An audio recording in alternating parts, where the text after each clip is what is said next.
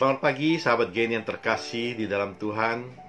Bertemu kembali dengan saya, Fransiskus Saverius Andrianto Bambang dari PD PKK Santa Maria Paroki Roh Kudus Katedral Denpasar. Bacaan hari ini hari Senin tanggal 24 Januari 2022 diambil dari Injil Markus bab 3 ayat 22 sampai dengan 30. Kesudahan setan telah tiba. Mari kita baca bersama-sama. Inilah Injil suci menurut Markus. Dimuliakanlah Tuhan. Dan ahli-ahli Taurat yang datang dari Yerusalem berkata, ia kerasukan Betsebul, dan dengan penghulu setan ia mengusir setan. Yesus memanggil mereka lalu berkata kepada mereka dalam perumpamaan, bagaimana iblis dapat mengusir iblis? Kalau suatu kerajaan terpecah-pecah, kerajaan itu tidak dapat bertahan. Dan jika suatu rumah tangga terpecah-pecah, rumah tangga itu pun tidak dapat bertahan.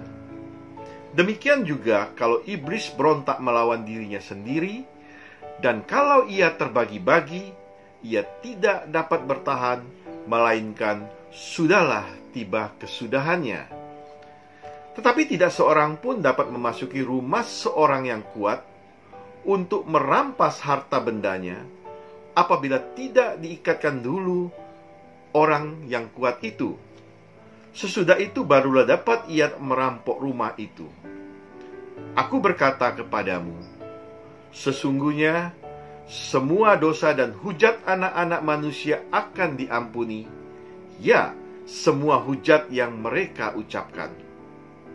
Tetapi apabila seorang menghujat Roh Kudus, ia tidak mendapat ampun selama-lamanya, melainkan bersalah karena ia berbuat dosa kekal.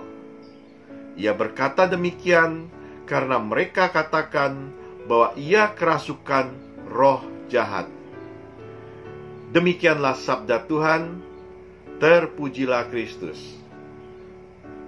Sahabat-sahabat Geni yang terkasih di dalam Tuhan, kita bisa merasakan ya, kalau kita difitnah, kita dibicarakan oleh orang lain, padahal kenyataannya kita tidak melakukan apa yang difitnahkan itu. Sungguh sangat menyakitkan. Apalagi yang difitnahkan itu, yang memfitnah itu adalah orang-orang yang terdekat dengan kita. Tetapi yang menjadi permenungan kita, apakah Yesus yang difitnah demikian, dia lalu marah-marah? Dia lalu mungkin memaki-maki? Tidak, ya. Dia mungkin, kalau menurut saya, mungkin Yesus akan berkata, emang gua pikirin, ya. Karena Yesus yakin bahwa ia adalah Mesias, anak Allah. Nah, yang menjadi pertanyaan bagi kita, apakah contoh Yesus itu bisa kita hadapi pada diri kita sendiri di saat-saat yang seperti ini? Saya pikir mungkin agak sulit.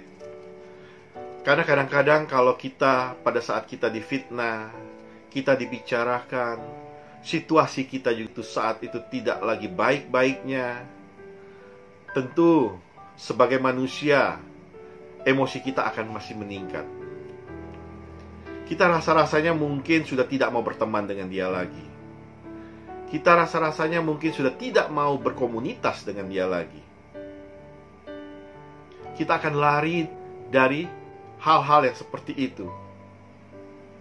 Tapi yang menjadi pertanyaan, kalau kita tidak bisa menghadapinya dengan baik, yang rugi siapa? Tentunya yang rugi kita.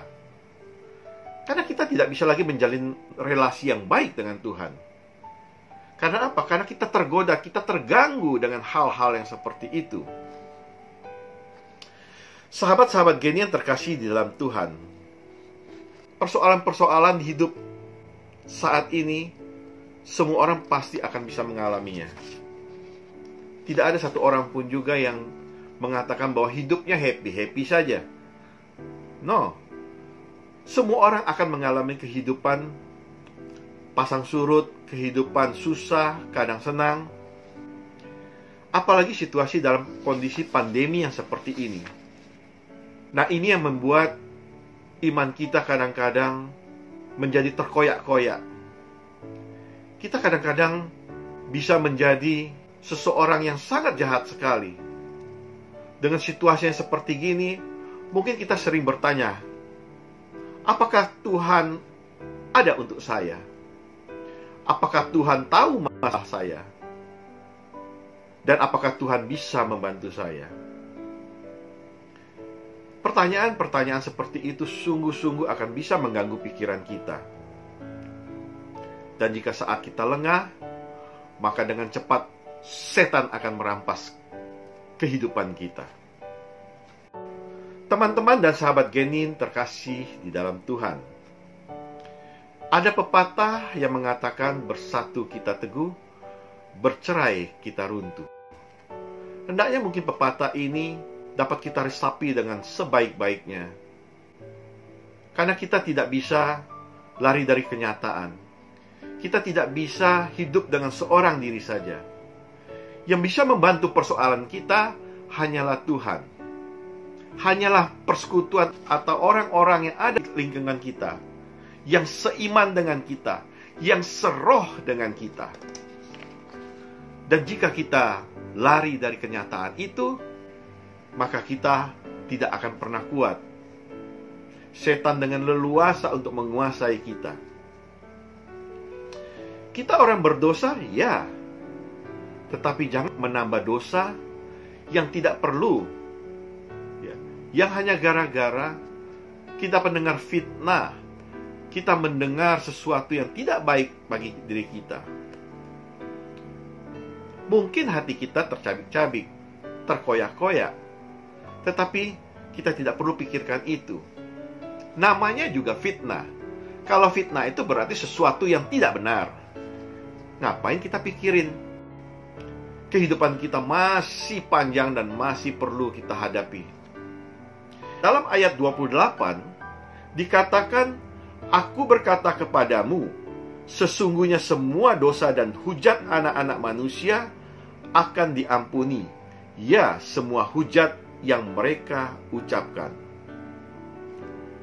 Jelas, teman-teman, sahabat geni yang terkasih dalam Tuhan, kita orang yang berdosa, selama kita masih mau untuk bertobat, kita masih mau memohon kepada Tuhan dan mengakui, nah ini yang paling sulit, mengakui bahwa kita memang orang berdosa.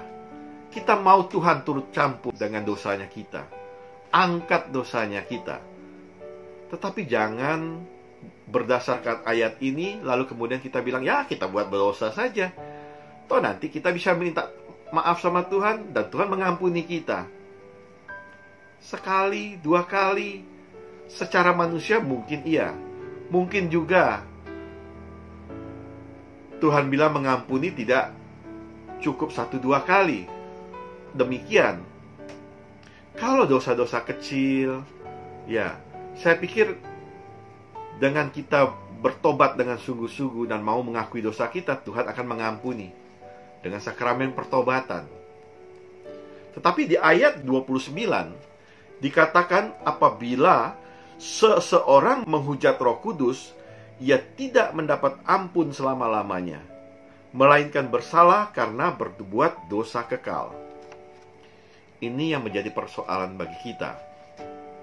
Kalau kita tahu kebenaran, sementara kebenaran itu adalah Tuhan sendiri, kemudian kita tidak mempercayainya, kita tidak mau mengakuinya, berarti mengingkari itu, mengingkari Tuhan. Kita tidak mau mempercayai kebenaran, kita tidak mau mempercayai bahwa Tuhan itu ada.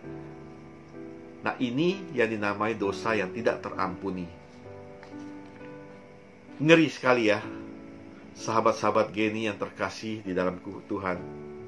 Semoga dengan bacaan hari ini kita diingatkan bahwa hendaknya kita di dalam situasi apapun, ada komunitas, kita tetap bersatu dengan Tuhan. Jika ada salah, kita mohon ampun. Tetapi kita harus percaya dengan kebenaran, karena kebenaran itu adalah Tuhan sendiri. Dan sia-sialah hidup kita jika kita tahu kebenaran dan kita tidak mau mengakuinya. Semoga bacaan hari ini kiranya dapat mengintrospeksi diri kita, bahwa jangan sampai kita beri setan kesempatan untuk masuk dalam diri kita dan kita berbuat dosa yang sangat Tuhan tidak sukai.